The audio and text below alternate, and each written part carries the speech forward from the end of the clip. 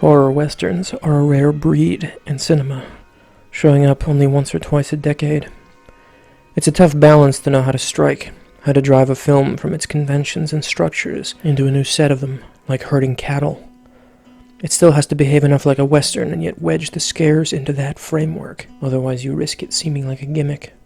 The best of the best is a little film without much in the way of a reputation. It's called Cutthroat's 9, and it's as beautifully photographed as it is demanding to watch and ugly to consider. Director Joaquin Luis Romero Marchant had come up making westerns and adventure films in Franco-era Spain. His cowboy and Zorro movies all took the side of the oppressed, with crooked politicians and landlords on the receiving end of the hero's guns.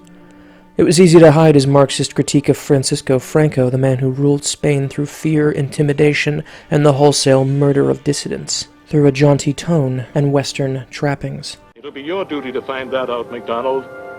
You're known for your bravery, you're very intelligent, you're ambitious, and without scruples. The politically active were reduced to whispering in Franco's Spain. It wasn't until his grip relaxed with the waning of his health that artists grew bolder. Censors unwound a little in the 70s, which helped the messages hit harder. It's easier to drive a point home when you're able to stick a knife further into someone than ever before. In Cutthroat's 9, Marchant's formerly flippant tone vanished completely. This is a pitch-dark movie, as bleak as any new Hollywood western, as bloody as any spaghetti western, and as relentlessly dour as anything by Sartre. A cavalry sergeant has to escort 7 convicts across treacherous ground with his daughter in tow. It all seems fishy until they realize that the safe travel of convicts isn't in his mind at all.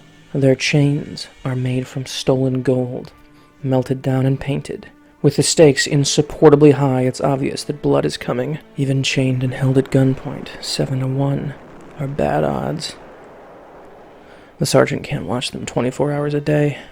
Cutthroat's 9 is a feast of pulp iconography and delicious, backstabbing character types. The film was shot in the Pyrenees, giving it a one-of-a-kind, picturesque beauty. It's a film that resists pulchritude at every turn. Every chance someone has to do the right thing is stymied or ignored. The hideous soul of each character is underlined again and again. The film's commitment to showing off the bleakness of the human condition rivals any Italian grindhouse film of the time. It's easy to become lost in its desaturated shades of brown and gray, its sea of perfectly odd physiognomies, each face more picturesquely rough than the last.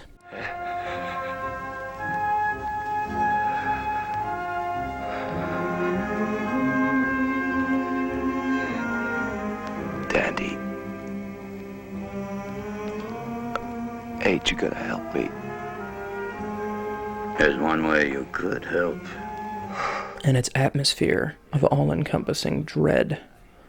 The film is a slyly socialist horror show, with each cutthroat believing himself more important than the man chained to him, leading quickly to their truce dissolving and their downfall as a whole. This is the anti-McCabe and Mrs. Miller, with the snowy landscape proving the undoing of a community that didn't ask to be. The mournful chanting of the score, a haunted harmony, is a grim counterpoint to the individualistic savagery on display.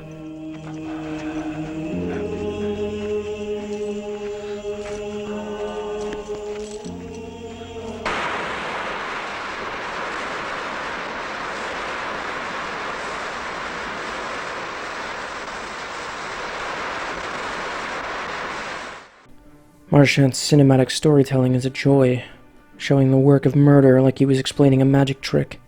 He drags us ever farther down the path towards oblivion, losing players along the way, maintaining an iron grip on his depressive tone and seething condemnation of the military, the prison system, and capitalism. This is a death march to the greedy heart of man, where limbs are hacked off when they belong to men who might slow the pace, where admitting you're human can get you killed. That makes one less in your list, Sergeant.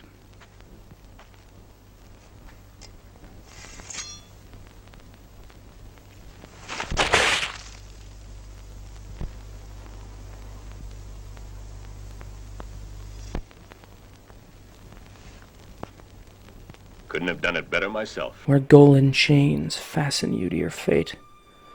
Where life is dirt cheap and paranoia mandatory.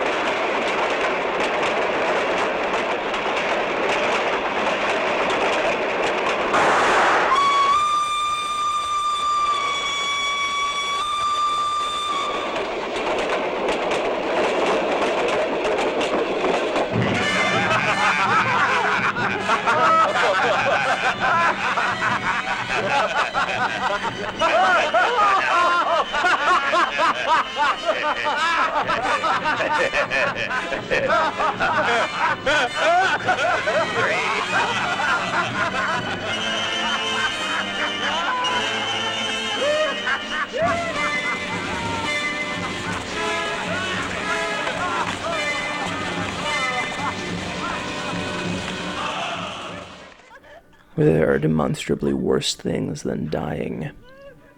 This is the end of the line.